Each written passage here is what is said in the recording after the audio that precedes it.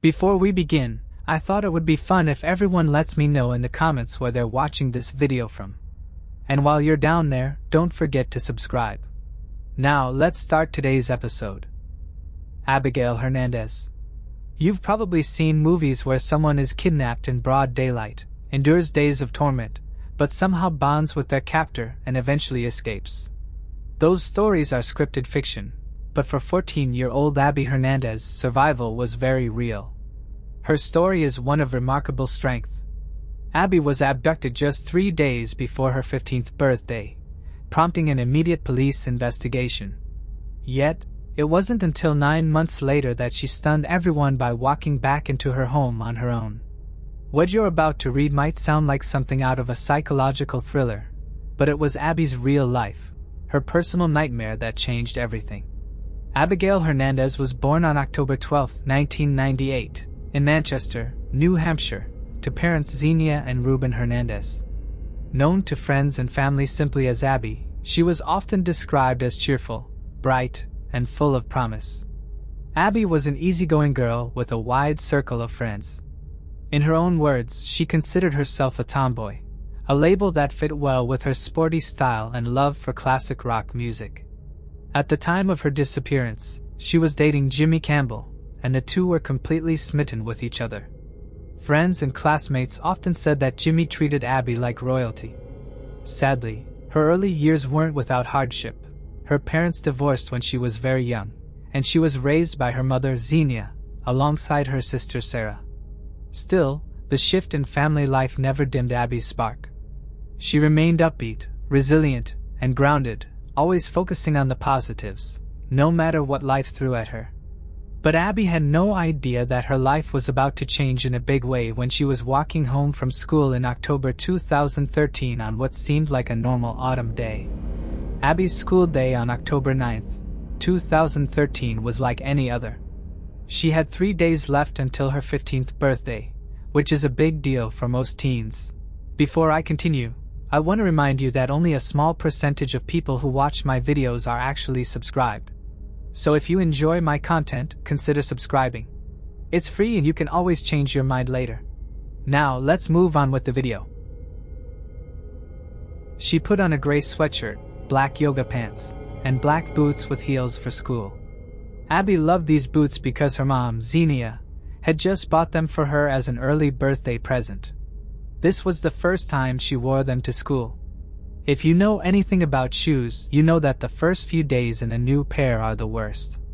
You get sores all over. It hurts your feet to walk, and it sounds and feels awful. Well, Abby felt bad about her choice as soon as she got to school. Miranda, Abby's best friend, said she walked funny all day, and her feet hurt a lot. That was the only strange thing about Abby's school day. The school day was over quickly after she went to class and took pictures with her friends. Jenya couldn't wait for her daughter to get home from school though, since Abby didn't come back. Abby usually took the bus to and from school, but Jenya knew that she loved walking back home from school because it was such a short distance. Because of this, Jenya thought that maybe October 9th was one of those days when Abby chose to walk back home, even though her mother didn't know about her bad day with her shoes at this point. But by evening, Abby still hadn't made it home from the afternoon. She called Abby on the phone, but she didn't answer. That's when Xenia felt fear grip her and wouldn't let go. Soon, Xenia went to school and asked the librarian where Abby was. Xenia would forget how to breathe after hearing what the librarian said. The librarian said that Abby had walked out of school hours ago. At 7 p.m. that same day, Xenia called the police right away to say that 14-year-old Abby Hernandez was missing. The detectives got to work right away, and word quickly spread through the small town of Conway. When the police watched the school's CCTV footage, they saw Abby leave the building and head home around 2:29 p.m. She didn't go in a strange or unknown direction. It was just another day. She wore the same clothes every day and wore her rucksack over her shoulder. The police had no reason to think she was running away. There was nothing missing from Abby's house either, so it was very strange that she went missing. The investigators asked the usual questions, mainly trying to determine if Abby had been acting differently or considering running away. But everyone who knew her thought that idea was ridiculous. They explained that Abby was actually busy planning her 15th birthday party. She was focused on the theme, the food, and deciding how many friends to invite. No one believed she would just leave behind everything and everyone she cared about. Every friend insisted Abby would never do something like that. Meanwhile, the investigation ramped up quickly. Abby's photo was spread across news outlets, and officers canvassed the town, searching for any leads. A massive search effort was launched, with numerous volunteers helping to comb through every possible area, hoping to find her. Unfortunately, those initial efforts came up empty. Searches were conducted both on the ground and from the air, and the FBI joined the case early on to help with the investigation. After just a few days, hundreds of tips had come into the police station. Each one was looked over by the police in the hopes of finding useful information about Abby's case. They also held press conferences often to let people know what was going on with the case. But no one knew where Abby was, so everyone was still on edge. There was also a website made called Bring Abby Home, which had many pictures and videos of Abby. Abby's 15th birthday was only 3 days later, but there was no party. Instead, Abby's family held a vigil, and people in the community sang happy birthday to her and prayed that she was safe. That Jenya was having a very tough time is something that everyone knows.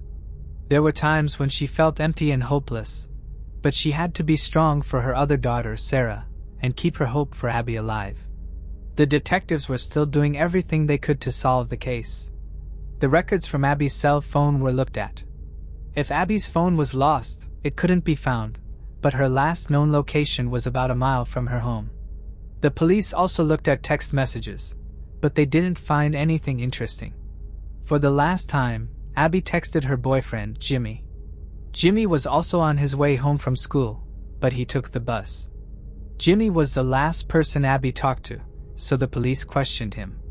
But they quickly learned that Jimmy and Abby had a normal, loving relationship, and Jimmy had nothing to do with Abby going missing. Now it is November 6, 2013, which is almost a month after Abby went missing. Xenia got the mail while she was home. As she read it, one of the letters with the date, October 23rd, caught her attention. It had been 2 weeks since Abby had been seen last. This letter made Jenya feel like it was important, so she tore it open and read it. Then she read it again and again. She wrote the letter. However, some of the words were not quite right, and Jenya was sure it wasn't how Abby spoke or wrote, but she was sure it was Abby. She wrote in the letter that she loved her family and was safe, but she couldn't tell them where she was. At the end of the letter, Abby told her mom to keep hoping, which was proof that she had indeed run away. The letter was given to the police right away by Jenya, which shocked everyone. She had really run away. Right? Why would she do that? How come none of her friends knew about this? But the police knew right away that Abby wasn't running away when they saw the letter. Everything looked too good to be true, and thankfully, the police didn't give up on the case. Detectives also tested the letter and found Abby's DNA on it, which proved that she had written it. However, they didn't think that Abby had made up the things that were in the letter. In the end, the investigators shared this information with the public in the hopes that it would help the investigation. However, it wasn't long before they heard from or found Abby again 3 months later. Now let's go to March 17, 2014, when a woman was driving 30 miles from Conway and hit someone else's car by accident. After getting out of his car, the driver of the other car was armed and hit the woman several times with it. The attack was terrible, and I'm sure the woman was completely terrified. After the arrest, it became clear that the violent man was in custody. But how did this random attack connect to Abby's disappearance? The police couldn't shake the suspicion that this man might be involved somehow. They didn't share their reasons with the public, but something about him just felt off. It turned out this man was Nathaniel Kibbe, 34 years old.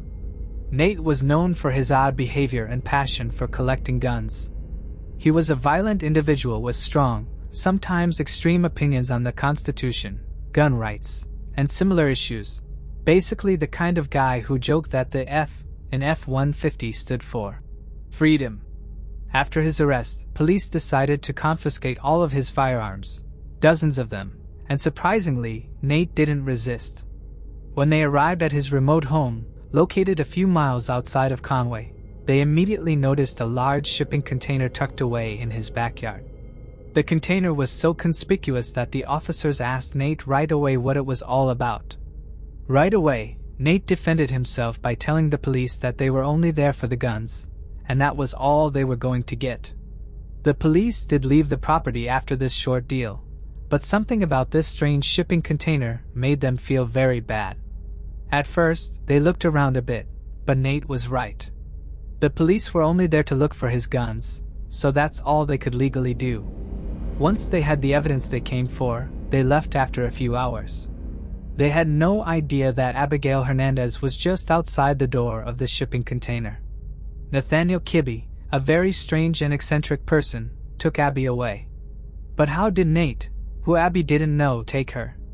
What did he want from her, and why did he pick Abby in particular?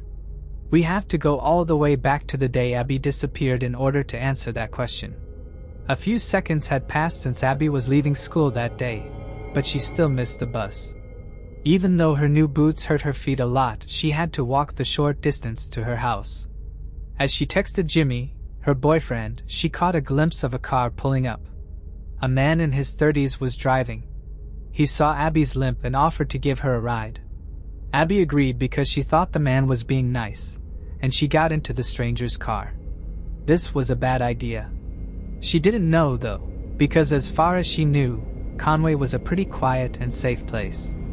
But instead of taking her home, he drove to a parking lot by himself. That's when Abby knew something was very wrong. When she tried to let the driver drop her off right there, he got armed and took Abby down completely. If you haven't already guessed, this man was Nate Kibbe. He went out into the world looking for someone to scare. Anyway, Nate tied Abby's hands together, put a blindfold over her eyes, and made her crouch in the passenger seat leg space so no one could see her. The car finally came to a stop after what seemed like a very long time. Abby was taken out of the car and put down on something soft. The mattress was dirty, and Abby looked around as soon as she took off her blindfold. The room was small, the floors were metal, and the door had latches. The small room's walls were also padded to block out noise, and this time, Abby saw the person who had taken her wearing a gold Halloween mask. Nate told Abby that bad things would happen if she ever tried to leave or make a noise. I have no idea how Abby must have been feeling. This is so much worse than what the words scared and terrified can describe. Sadly, Abby was tortured and over again almost right away. It was disgusting and cruel to be around Nate. Nate kept her chained for days on end even though she was already locked up in this huge storage container. Even worse, Nate would torment Abby for his own twisted amusement, using everything from a stun gun to a dog shock collar. On top of that, Abby was repeatedly exploited in other terrible ways.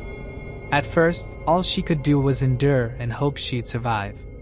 One thing she was certain of, though, was her desire to live and find her way back home despite being trapped in such a horrific situation.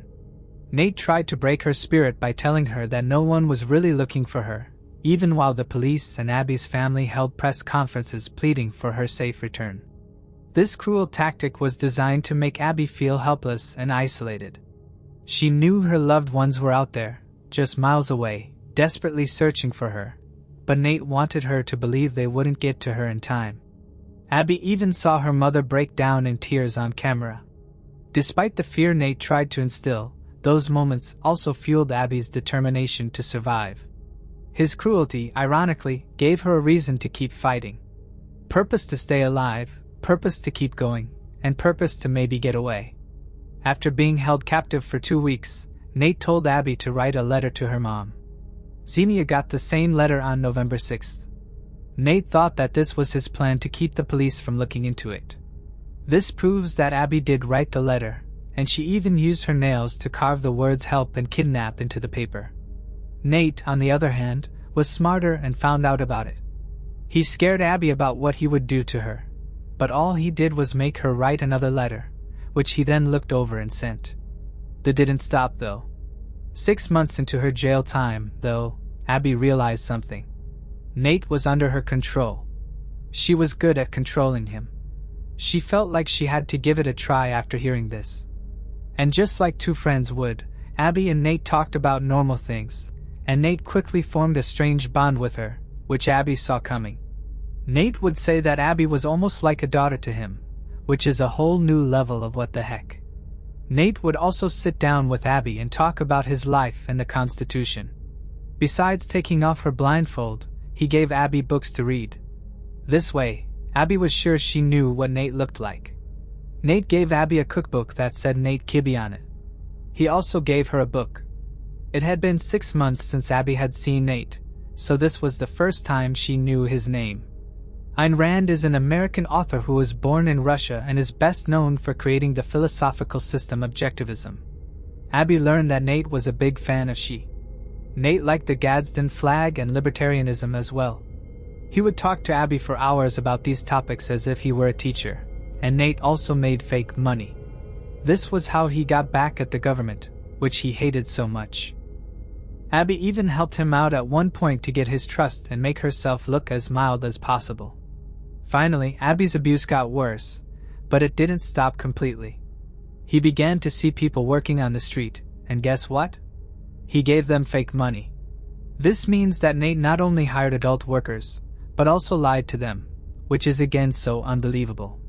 Well, this would bite him back, and in the end, it would be Abby's way out of jail.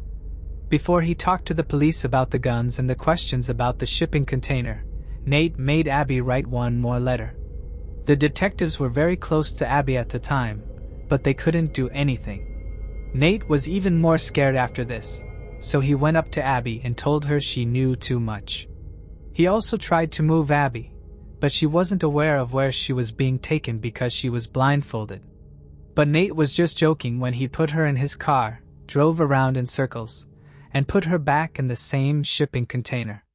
But do you remember that Nate was seeing adult workers at the time? One of them was a woman named Lauren Monday, who was 27 years old. It was clear that Nate had lied to her by giving her fake money. The next day, Lauren found out the money wasn't real when she went to the store to buy something. Lauren was so mad at Nate that she called him and yelled at him, even threatening to call the police. Nate was smart because he didn't tell Lauren his real name, but he wasn't the smartest because his full name was on the email he sent to Lauren. And Lauren was also able to tell the police about Nate's car. Nate walked into the bunker or container where Abby was after the call with Lauren. He was mad and scared at the same time. She knew better than anyone else not to poke the bear though. She kept her cool and asked him what was wrong. Nate then went on a rant, and Abby heard the whole thing. She was sick of Nate's abuse and didn't want to be the target of it, so she listened to him rant even though she didn't want to. That was a good thing because what happened next surprised even Abby. Nate approached Abby, placed her clothes in a plastic bag, and told her, "I need you to leave here." Abby feared he was planning to take her somewhere else, but that wasn't the case. As Nate drove for what felt like hours, Abby was terrified.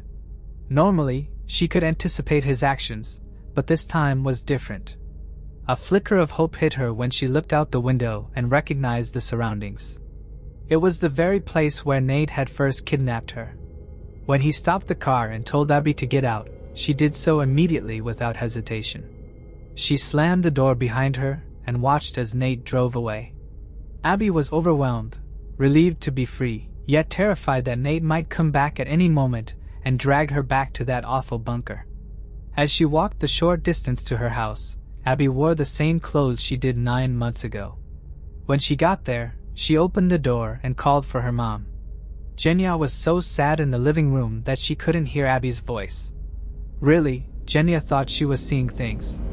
But when she saw Abby with her own eyes, she was taken back to October night when all she wanted was for Abby to walk through the front door. You couldn't even begin to imagine how emotional these two were. This was all Jenya ever wanted and all she could think about, getting her daughter back home. Now her daughter just walked back into her life, safe and sound, with no hints or build-up at all. That's because Abby was still alone with Nate when she got home, so it wasn't easy for her to talk. Before he let Abby go, Nate told her that he would go after her and her family if she ever called the police. He said she wouldn't like what would happen. She was so scared that she would do anything to keep her family safe, even lie about the person who took her. People had a lot of different thoughts about Abby and her disappearance because of this. A lot of people said Abby was lying and that she had just run away. They thought the whole kidnapping story was just a cover for something else. Everyone was not sure if Abby's disappearance was real or not. Abby and her family went through a terrible event. People in Xenia's community who had been there for her during this whole ordeal were now turning against her and her daughter. With the police's help, Abby finally got the courage to tell them who took her, and Nathaniel Kibbe was arrested in February 2014. The state built a case against Nate over the course of almost 3 years. He was charged with making fake money, assault, and kidnapping Abby Hernandez, among other things. Nate was found guilty in the end and given a prison sentence of 45 to 90 years. At his sentencing, a very familiar person showed up. "Hey, Abby Hernandez." What she said on May 16, 2016 was so moving and strong. All of us could learn from how brave she is. That day, Abby walked into court, looked Nate in the eyes, and told him she was sorry for everything he had done to her. Abby stopped taking every moment of her life for granted after she met Nate. Even though she was kidnapped, the experience changed her outlook on life. She promised herself that she would never take another sunset, second, or happy moment in her life for granted. She also shared that after her kidnapping, she cherishes her freedom more than ever. Today, Abby works as a hairstylist and takes immense pride in her child, whom she loves deeply. She leads a quiet, private life now, and we can only hope she's healing from the trauma that forever altered her world. Abby's fight didn't end when she escaped. She continues to persevere, not just for herself but for her family as well. It's hard to even fathom what Abigail endured. Her story isn't something you could invent, but her courage and resilience in the face of darkness teach us all an important lesson. No matter how tough things get or how bleak the situation, we should never give up. Moving on to the next case. 4. St. Louis Jane Doe. On February 28, 1983, two men searching for a piece of metal to repair a car's timing chain stumbled upon a gruesome discovery inside an abandoned apartment building at 5365 Clemens Avenue. In the basement, they found the body of a young girl wearing only a dirty yellow sweater. She was positioned face down, naked from the waist down, with her hands bound behind her back with a red and white nylon rope. Her head was missing, and it was determined that she had been strangled 3 to 5 days before her body was dumped in the basement. Initially, investigators suspected she might have been a prostitute, but upon closer inspection, they discovered that she had not yet developed breasts, indicating she had not reached puberty. This led to further examination of the case in the following week. It was concluded that the victim was not killed at the location where she was discovered, as no traces of blood were found by the body. Her head had been severed cleanly by a large blade, possibly a carving knife. She was estimated to be between 8 and 11 years old and was prepubescent but had been sexually assaulted. She wore only a V-neck yellow long-sleeve sweater and 2 layers of pink and purple nail polish. Her head has never been found, but the fingerprints, footprints, and DNA information have been collected. Because there were no distinct marks or deformities on her body except for spina bifida occulta, it is unlikely that she would be identified. She was given 2 nicknames to honor her life: Hope and Little Jane Doe. 4 missing girls have been ruled out as the victim, as well as the Northampton County Jane Doe from North Carolina, who was ruled out to be the remaining parts of the body. She was approximately 4'10" to 5'6" tall when she was alive. After 10 months, her burial took place in December 1983. In February 2013, authorities decided to exhume the remains of the victim in order to gather further forensic information. However, the body had been misplaced, along with many other remains, in Washington Park Cemetery by 2013 due to negligence in maintaining cemetery records. Her body wasn't located until late June. To find it, investigators used a camera calibration technique to determine the exact location where a photograph of the casket had been taken on the day of the burial.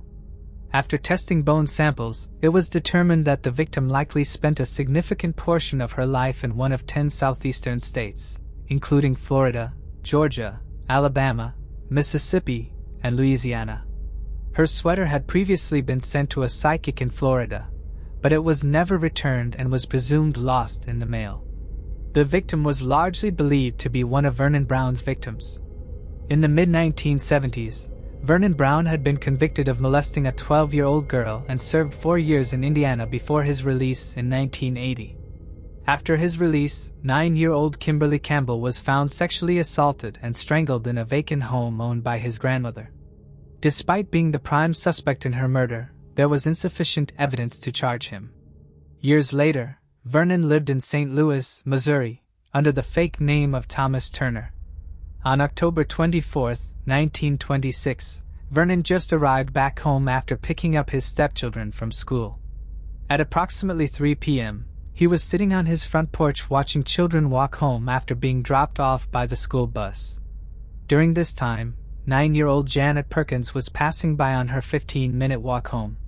That's when Vernon took notice and enticed Janet into his home.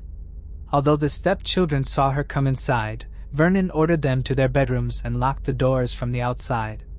Moments later, Vernon led Janet Perkins to his basement, where he bound her feet and one hand with a wire coat hanger. He then proceeded to strangle her with a rope, all while his stepchildren could hear her screams through the vents. 3 days after the murder, police arrested Vernon when they discovered 2 trash bags containing Janet's body in an alley behind his home. While in prison, authorities frequently questioned Vernon about other potential victims, especially little Jane Doe, but he never admitted to her or any other murders. Police suspect Vernon Brown may be connected to at least 20 unsolved murders. He was executed in February 2005, but he never confessed to the killing of little Jane Doe, and her identity remains a mystery to this day. Moving on to the next case. Mitchell Weiser and Bonita Bickwitt. One of New York's most prominent missing persons cases is that of teenage lovers Mitchell Weiser and Bonita Bonnie Bickwitt. At just 16 and 15 years old, respectively, Mitchell and Bonnie were deeply committed to each other, having met a year before their disappearance. Their bond was so strong that they secretly exchanged wedding rings in the summer of 1973. Both were intelligent and hardworking students at John Dewey High School, a Brooklyn alternative school for gifted students. Mitchell, who was set to graduate in January 1974, worked as a photography assistant at Chelsea Photographers in Coney Island.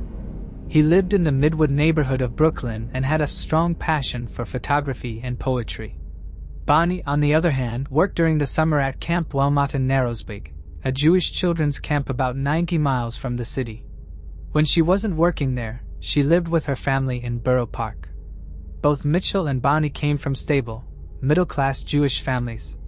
While working at Camp Wilmot, Bonnie put in long hours, often completing shifts that stretched up to 16 hours. In a letter to her parents, she mentioned how much she appreciated the freedom she had at the camp, expressing a desire for more independence upon returning home. However, events took a tragic turn on July 27, 1973, when the couple planned to hitchhike to the Summer Jam, a massive music festival in Watkins Glen, New York. The festival, which featured performances by the Allman Brothers Band, the Grateful Dead, and the band, had once earned a Guinness World Record for the largest audience at a pop festival, with an estimated 600,000 attendees that day. Mitchell and Bonnie had breakfast at Camp Wilmot before beginning their 75-mile journey to Watkins Glen. They had $25 between them, along with their backpacks, sleeping bags, and a cardboard sign that read, "Watkins Glen." Mitchell also carried a gray and olive green plaid flannel shirt. The couple was last seen hitchhiking along State Routes 97. According to reports, the last confirmed sighting of them was when a truck driver gave them a ride. It is unclear if the pair ever made it to Watkins Glen, although many suspects not. Neither Bonnie nor Mitchell have ever been seen or heard from again. While both families had noted that the teenagers seemed off and uneasy in the weeks leading up to their disappearances, both agreed that they were normal adolescent problems. One day in the week before the vanishing, Bonnie snuck out of camp and returned home, where she collected $80 which she had been saving up so she could purchase a new bike. Although her family were not home at the time, neighbors witnessed the 15-year-old at the house. It was also discovered that she had actually quit her job on the day of her disappearance, reportedly in anger because her boss wouldn't let her have the day off despite how hard she worked and the long hours she put in. As her parents were on holiday, they couldn't stop her from quitting, nor could they stop her from attending the festival.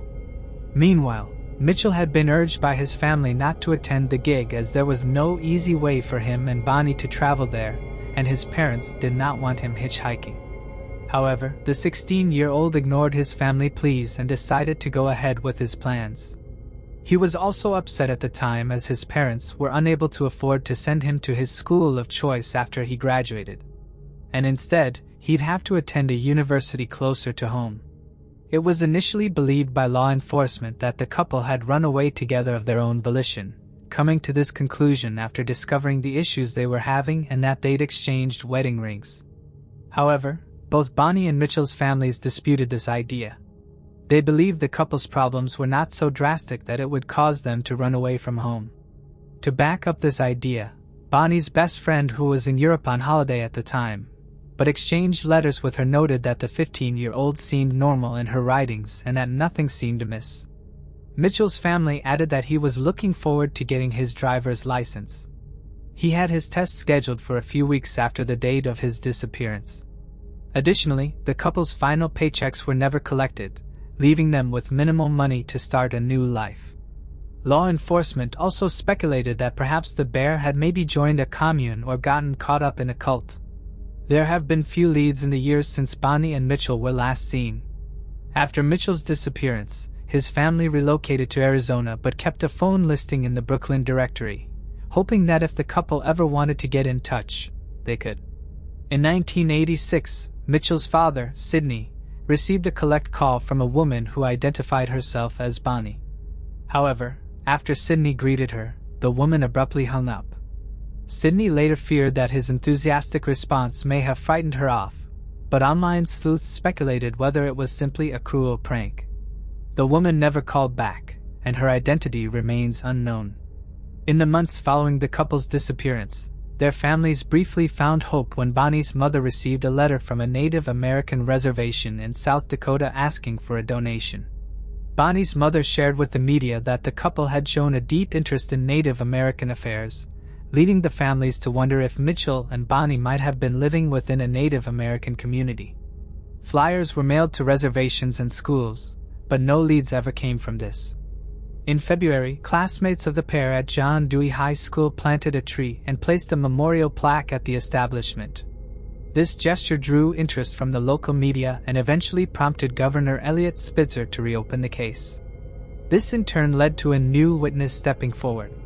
Rhode Island resident Alan Smith was 24 years old on July 27 of 1973 and was reportedly making his way to the festival on a Volkswagen bus with Pennsylvania license plates.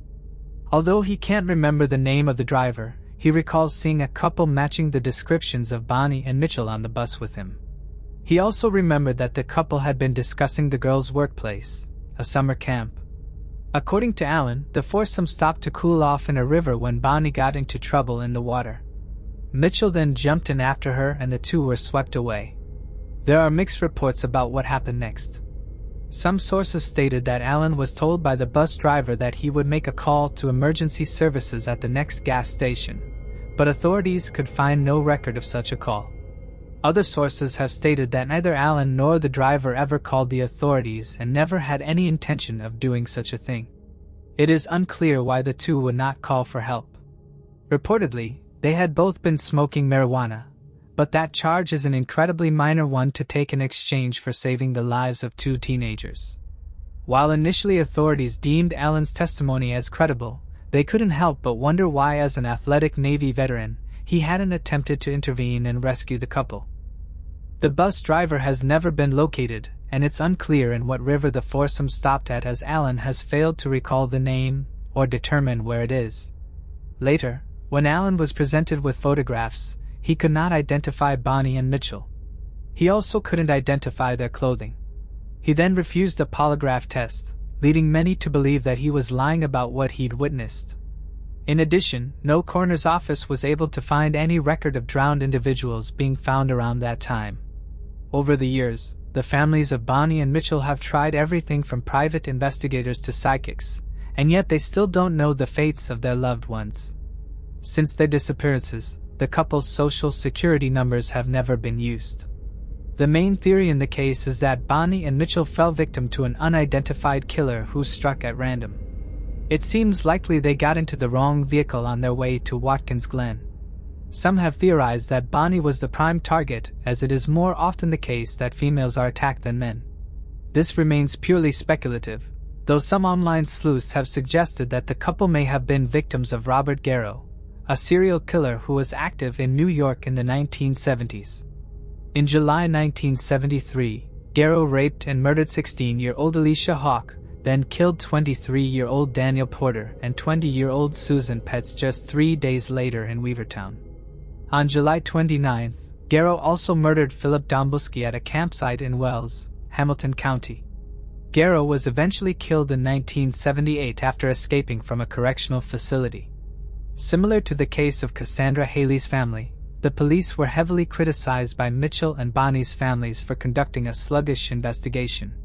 Reports suggest that law enforcement failed to interview the couple's friends or fellow campers at Bonnie's workplace in the weeks following their disappearance. Additionally, neither Bonnie nor Mitchell's names were entered into the FBI's National Missing Persons database. To make matters worse, the original case files, which included the only known copies of the couple's dental records, were ultimately lost. Mitchell and Bonnie were last seen alive on July 27, 1973 in Narrowsburg, New York. Mitchell was 16 and Bonnie was 15. Mitchell is a white male with hazel eyes and brown hair, which was shoulder length and worn in a middle part. At the time of his vanishing, he was 5'7" and weighed 140 pounds. He was last seen wearing blue jeans, a t-shirt, boots, and gold-rimmed metal glasses. Mitchell has a scar on his lower lip, and his upper front teeth are discolored. He may also go by the nickname Mitch. Bonnie is a white female with brown hair and brown eyes. At the time of her disappearance, she was last seen wearing blue jeans and a t-shirt, standing at 4 feet 11 inches and weighing 90 pounds. Her nickname is Bonnie. If they are alive today, Mitchell would be 64, and Bonnie would be 63. If you have any information about the disappearance of Bonnie and Mitchell or their whereabouts, you can contact the Sullivan County Sheriff's Department at 845-794-7100. Moving on to the next case. This is Catalina Gutierrez. A strong and ambitious woman living in the heart of Argentina suddenly vanished one unknown evening in July 2024, leaving her family, friends, and over 100,000 fans terrified. As the police gradually arrived to start their investigation, Catalina's parents were overwhelmed by the rumors swirling around town. Following leads about a suspicious vehicle, they stumbled upon something truly frightening. But this was only the beginning of a series of shocking revelations in this tragic story. Right now, the focus is on Catalina Gutierrez's case. Welcome to Argentina, a stunning country known as the 8th largest in the world. Nestled between Chile's towering Andes Mountains and the vast Atlantic Ocean, Argentina boasts diverse and vibrant landscapes teeming with life. Yet beneath this beautiful exterior lies a darker, unsettling reality. Deforestation and pollution have cast a dark cloud over Argentina's natural beauty. This destruction is driven by the relentless expansion of large-scale farming and livestock grazing aimed at feeding the global market and generating profit. Unfortunately, it's not just the environment that's being devoured. Argentina's social fabric is also at risk. The country struggles with crime rates far above the global average, ranking 9th in the world for murders.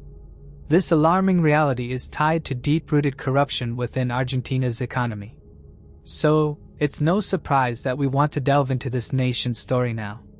Let's travel back to 2023, to the bustling city of Córdoba, Located about 500 miles northwest of Buenos Aires, Argentina's vibrant capital. Córdoba is often seen as one of the wealthiest cities in the country, serving as a key hub for business, government, and education. Yet, like much of Argentina, Córdoba faces high crime rates, ranging from petty offenses like pickpocketing and scams to serious crimes such as murder and drug trafficking. This keeps the police very busy, of course. On the warm evening of July 18, 2023, a small family from the Anazacata area felt a heavy sense of unease.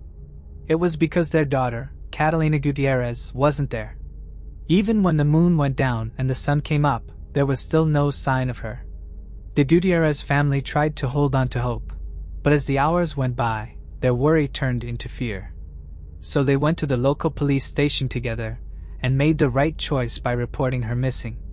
Within Catalina's close family and friends, there was her mother, Eleonora, her father, Marcela, her sister, Lucia, her boyfriend, Lázaro Oliveira, and her friend, Nestor Soto. The group was sad.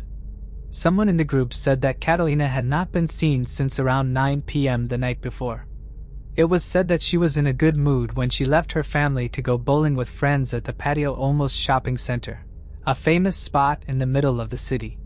She left her boyfriend, Lázaro, a happy voice message before she left, telling him that she was on her way and that she was looking forward to seeing him soon. Catalina would never get to the shopping center, so that promise was never kept. She sent him a voice message, and it would be the last message anyone would read from her. Others who cared about her became more and more worried as the hours turned into night.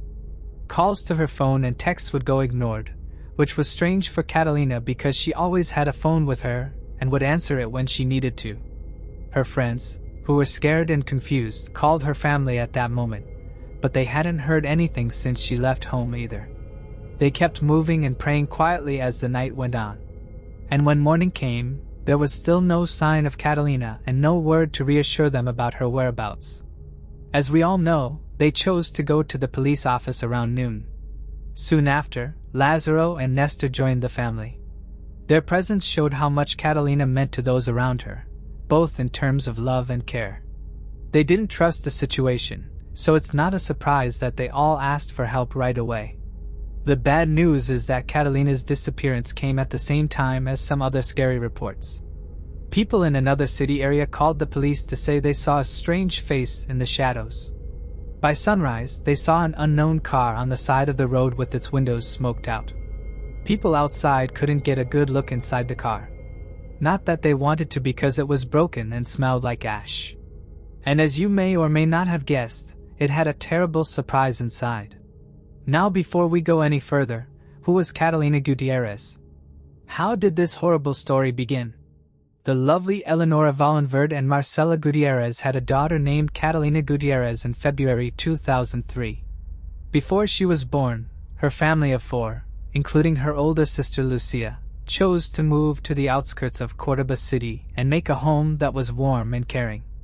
Because her father, Marcelo, was a famous architect, the family was always creative and ambitious. Her mother, Eleonora, raised their 2 girls and made sure they all had a very happy and balanced life. Catalina and Lucia were close like sisters and could never be separated. Growing up, they were known to be both brothers and best friends. Only their father truly valued how close they were. He was proud to say that his girls had a divine connection and would rarely fight. Catalina became close to her father as they grew up, and she helped him follow his dreams. Mostly, this meant singing and traveling. When Catalina was young, her father taught her to play the guitar, a hobby she enjoyed throughout her teenage years. Inspired by her father's passion for his work, she dreamed of following in his footsteps. After graduating high school, she enrolled at the University of Córdoba to study design and pursued her dream with determination. Catalina wasn't just academically talented, she was also a delight to be around. Friends described her as very attractive, thanks to her friendly, bubbly personality and strong self-confidence. Her beauty and charm were well known far beyond her close circle of friends and family. This was evident in her large following on social media platforms like Instagram and TikTok. Catalina shared snapshots of her life, Her stylish outfits, fun adventures around Cordoba, trips with family and friends, special moments with her sister Lucia, and of course, her beloved dog. With over 100,000 fans on Instagram and 35,000 followers on TikTok, it was clear many people admired her content. Her online popularity even attracted sponsorships from local brands. This gave her a sense of business ownership and helped pay for her schooling. She would meet a lot of new people and have a lot of new chances, including love when she went to college. Around this time, she met a man named Lázaro Oliveira. Both Catalina and Lázaro were deeply religious Christians and were studying design. They quickly found things they had in common. It was normal for their bond to grow, and soon, it turned into a loving relationship. It wasn't long before they made it public, and everyone could see how much they loved each other. It was clear that they loved each other, and they were very open about their relationship. They posted a lot of pictures of their life together on social media, which is something that many female leaders think is bad for their image. They talked to each other all the time. In fact, they talked so much that we know her last message was sent to him on the night she disappeared. But even though her voice message was short and sweet, it was going to give him the creeps for hours to come. "I'm on my way, my love," was all she said. "See you soon." Lázaro was her partner and the last person to hear from her, so he was bound to be a key person of interest. His alibi, on the other hand, was very strong because he was with friends in the middle of a shopping center that was full of security cameras. So police quickly decided that he wasn't guilty. It's important to note that the cops didn't want to get involved right away because Catalina was an adult and hadn't been missing for more than 24 hours. So as you might expect, especially in a place with a lot of crime, her case was not taken care of right away. But her family didn't like this because they were sure she would never leave them in the dark like that. So they decided to look into it themselves by following Catalina's steps again on the night of July 16th. Her family put together the last few minutes before she disappeared. These people now knew that she had driven off in her mom's silver Renault Clio to meet her close friend, Nesta Sotu, before going to the Patio Olmos shopping center. It made sense that this would be a good place to begin. But when her mom called Nesta to see how things were going, he told her that Catalina never showed up and didn't pick him up. He glanced out his window but saw nothing unusual on his quiet residential street. Realizing something was amiss, he decided to call Lázaro first thing in the morning. By then, Lázaro was deeply concerned about his girlfriend, so he and a friend began searching for Catalina. Sadly, despite their efforts, she remained missing. By midday, they found themselves at the police station with her family. Catalina's sister, Lucia, mentioned that they always shared their locations via phone to stay safe. When she checked Catalina's iPhone, it showed a ping at 3900 Pedro East Char Street, a neighborhood in southern Cordoba. This was alarming because it matched reports from locals who had contacted the police about suspicious people lingering in the area the previous night and an unfamiliar car arriving overnight. Given these strange connections, the police decided to investigate the vehicle. What they uncovered would shatter the Gutierrez family's world forever, a heartbreaking discovery. When the police got to the scene, they saw the silver Renault Clio parked next to the road. In the back seat of the car, they found the partly burned remains of a young woman, which was very sad. As you might guess, Catalina was quickly found to be the victim. It looked like the fire was started quickly and not very well since most of her body was still there. After that, the area was closed off so that police could look into it, and Catalina's body was sent in for an autopsy. And the results of the autopsy would show a horrible truth. The fire wasn't what killed her. It was just an attempt to get rid of all the proof. The real cause of her death was asphyxiation, and the many injuries on her body showed that she had been beaten up. When Catalina's body was found, the report of a missing person turned into an investigation into her death. That being said, two important questions came up. Who killed her and why? After this, the police quickly named a number of important suspects, including her boyfriend, Lázaro, as we all know. But as we all know, surveillance cams and eyewitnesses would quickly rule him out. With that in mind, the police turned their attention to Nestor, who was the next person who should have seen her. Detectives chose to look into it more when they found out that he didn't have a solid alibi. We agreed that she would pick him up so that they could go to the mall together. We all know that he says she never made it to his property, though, which is to say the least interesting because that's not what her cell phone data showed. There were records on her phone that showed she had been outside or near his land for 38 minutes. When they looked even more closely, they saw that Nestor had removed a number of text messages. This does not seem like the actions of a man who is not guilty. Do you agree? Since he is now the center of attention, I think it's time to introduce you to Nestor Soto. A person named Nestor Soto was friendly with Catalina. Nestor moved to a big city to follow his dream of studying design. He was born in the beautiful Bariloche region of Argentina, which is close to the border with Chile. Of course, this drive is what brought him into Catalina's life in the end. They knew each other through mutual friends, and over time, they became close friends. They got along great, but Catalina was already deeply involved with someone else. Not only that, but she also never showed any personal interest in Nestor. Catalina thought that their relationship was only friendly. A lot of the time, Nestor would come over to the Gutierrez house and hang out with her boyfriend and her dog. His limits should have been very clear, both to him and to other people. He cooked with Catalina, learned with her, and played with the family dog. By all accounts, he seemed like a good friend who would be there for her. Catalina's mother remembered nothing strange about him. On the inside, though, Nestor had strong feelings that went far beyond friendship. He was actually crazy in love with Catalina, so much so that his admiration was almost like a dream. Every chance he got, he made an effort to spend time with her. He also kept in touch with her often and was always a part of her online life, commenting on many of her posts. It was obvious that Nestor's suppressed emotions were dangerously close to boiling over, which was unsettling, especially since he pretended to respect Catalina's relationship with Lazaro. But once the police started digging into Nestor's past, troubling stories began to surface. One of Catalina's former classmates recounted a terrifying incident at camp where Nestor tried to force himself on her after a night out. She had to push him away and yell at him because he wouldn't take no for an answer. Another woman who once dated him came forward too, describing Nestor as protective but extremely controlling during their relationship. These revelations painted a frightening portrait of a man prone to violent and dangerous behavior when things didn't go his way. His hostility toward a friend in a normal situation raised serious questions about what he might do when obsessed with someone he could never have. Despite all this, Catalina never expressed fear about Nestor. She considered him one of her closest friends and trusted him enough to welcome him into her life. Taken together with the cell phone data, this new information was enough to secure a search warrant and lead to Nestor's arrest. He was questioned about Catalina's death while they searched his land the other way.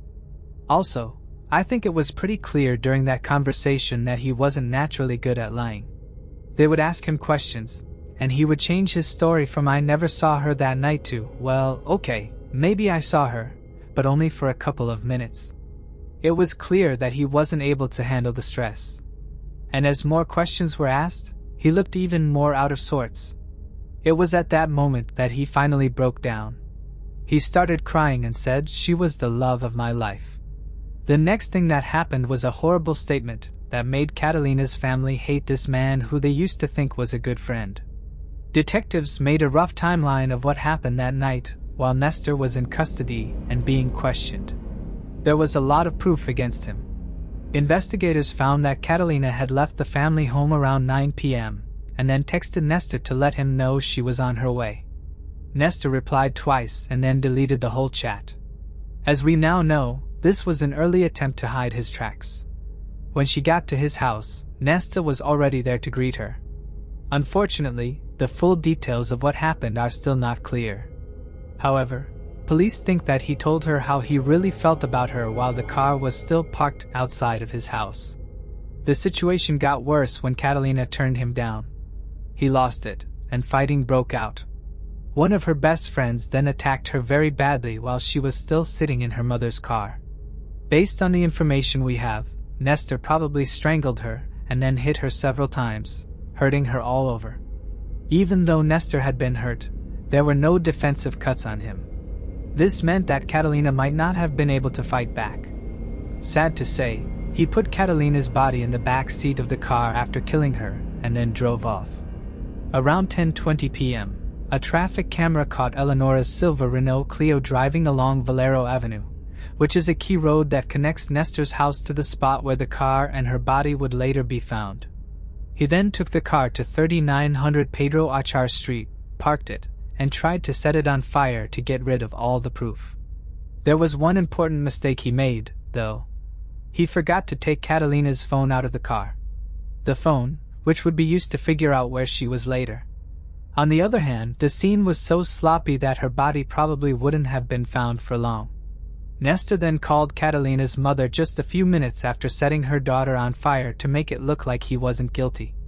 He told her mother 8 times that he hadn't seen Catalina and pretended to look out the window for her each time. He would even help look for her with her boyfriend, Lazaro, the next morning. After that, he would go to the police station with his family. When Catalina's body was found, Nesta comforted her family, hugged Eleonora, and even shared their sadness even though he knew he was the one who killed her. We now know that this horrible planned behavior was a cold attempt to avoid being suspected and keep up the appearance that he was a caring friend. Now that we look back, many of Nestor's acts did seem odd. At the time, though, his dishonesty was good enough to keep him from being caught right away. And we all know that the full scope of his betrayal wouldn't become clear until the investigation went further. Later, cops found her ring hidden in his bedroom, which was more proof. It was a horrible trophy for him to keep after killing his best friend. When all of this proof and Nestor's first confession were added together, he was arrested and charged with aggravated murder. And even though his first confession was used as proof, he refused to give any more recorded statements or confessions once the legal process started and he hired a lawyer. So even though he hasn't been put on trial yet, I think it's pretty clear how this will end. His initial statement is more than enough to get him thrown out. At the time this tape was made, Nestor was still in preventative detention just outside of Córdoba. It's no surprise that many other prisoners often make death threats against him. People think that he is very likely to be hurt by violence, coercion, and other things in jail because he is young and skinny. Because of this, he is usually kept away from the other prisoners. After police looked into the case more, they added a charge of gender violence to go along with the charge of severe murder by treachery. Right now, Nestor could get a life sentence, which is obviously bad news for him and all the time he has left to live. Digital forensics are likely to reveal more about his friendship with Catalina, which could, as you might expect, have a big effect on the jury's decision. Figuring out how their relationship works is very important in this case because it could help explain Nestor's motivations and even show if the attack was planned. But the prosecutor's office says this case is pretty much over unless new and surprising information comes to light. At this point, there are no signs that this hearing will be held up, but Nestor's mental health is also something that needs to be thought about. This is interesting because he has refused to help his defense team with any medical or psychological tests so far. In an effort to defend him, his mother said that he was under a lot of stress before the crime. Even so, to be honest, it's still really hard to feel sorry for him. Even though he hasn't said anything about it, Nestor is said to have deeply regretted what he did through his lawyer. He has also said sorry to Catalina's family, but he hasn't said anything official about her death yet. As you might guess, this case caused a lot of shock in Argentina. Catalina and Nestor were both young, smart, and full of promise. The fact that their lives were wasted shocked the whole country. This story is a sobering reminder of how bad it is to let your feelings and hidden obsessions get out of hand. For now, this case has not been solved, so Catalina's family has not yet found the peace of mind they need, and they are still sad about their daughter's death. Her body is still being held by cops because it could be used as proof in Nestor's trial. It makes sense that this is a terrible situation for Catalina's family who want to cremate her as soon as possible. The father of Catalina, who is very sad, has since told press about his pain. He said, "I don't know why I'm in pain. I only want justice and for him to spend the rest of his life in jail because he doesn't deserve to live in this world." Catalina's family, friends, and classmates are all left to grieve without any conclusion while the case goes on. To honor her memory, Catalina's classmates placed a sign on an empty chair at the start of the new school term that read, "Catalina should be here." Fans touched by her story also paid tribute online, calling her a poor angel. Everyone hopes for justice during Nestor's hearing, remembering how deeply Catalina impacted her community. But for her family, the loss is incredibly emotional and immeasurable. They recall Catalina as a joyful, kind-hearted, and loving person, an exceptional student with a bright future ahead. She embodied happiness, kindness, and music all at once, and her absence has left a profound emptiness in their daily lives.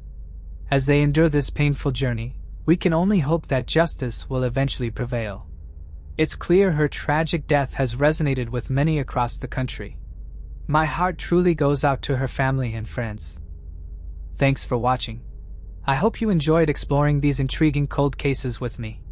If you found the video fascinating, don't forget to give it a thumbs up and subscribe to Cold Case Mystique for more deep dives into unsolved mysteries. Your support helps me bring you more compelling content.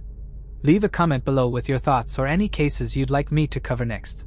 See you in the next video, and remember, the search for truth never stops.